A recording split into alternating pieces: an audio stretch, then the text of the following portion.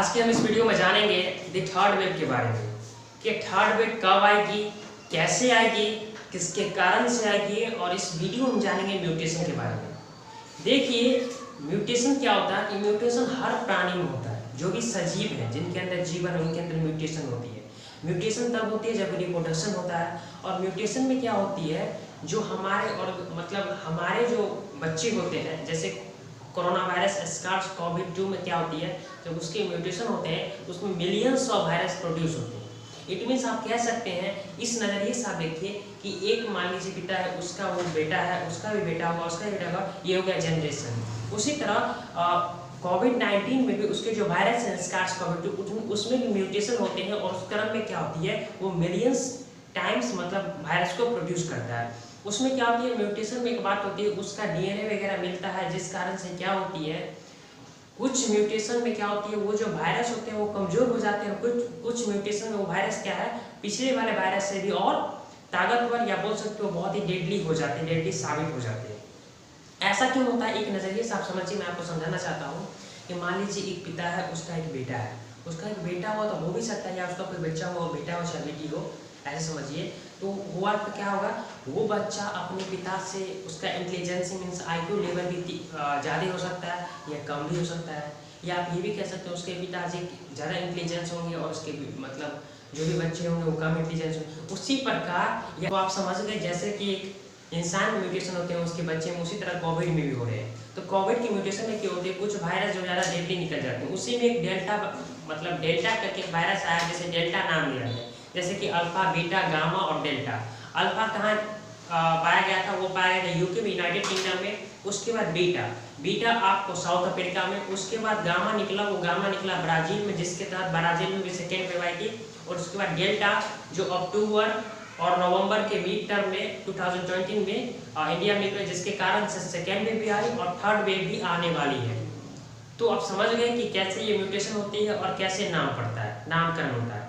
आप समझते हैं कि जो थर्ड वेव आएगी इसे हम आने से रोक नहीं सकते हैं, लेकिन इससे जरूर बच सकते हैं। जैसे कि आप SARS CoV-2 जो वायरस है उसके म्यूटेशन को नहीं रोक सकते हैं। वो म्यूटेशन में चाहे उससे गंभीर वायरस या उससे खतरनाक वायरस प्रोड्यूस हो जाए या उससे कमजोर वायरस कुछ प्रोड्यूस हो जो ज़्यादा फैल नहीं सकते हैं, वो हम रोक नहीं सकते क्योंकि वो हमारे कंट्रोल में नहीं है। हम उसकी म्यूटेशन को नहीं रोक सकते हैं, उसके मतलब वायरस को जो मिलियंस टाइम वो प्रोड्यूस होते हैं उसको नहीं रोक सकते हम, लेकिन हम रोक सकते हैं इसको फैलने से। फैलने से कैसे रोक सकते हैं, जैसे आप सुने, जैसे आप देखे होंगे या महसूस भी किए होंगे कि जब फर्स्ट वेव आया था तो पूरी तरीके से लॉकडाउन कर दिया गया था, जिसके कारण हाईएस्ट पीक 95,000 ही गई इंडिया में। लेकिन वही जब सेकेंड वेव आया तो इलेक्शन जो बंगाल में हो रही थी, इलेक्शन के कारण या बोल सकते हैं लॉकडाउन नहीं लगाया गया कम्प्लीटली, जिसके कारण ये वेव जो इसका पीक था वेव का वो लगभग 4 लाख चल गया।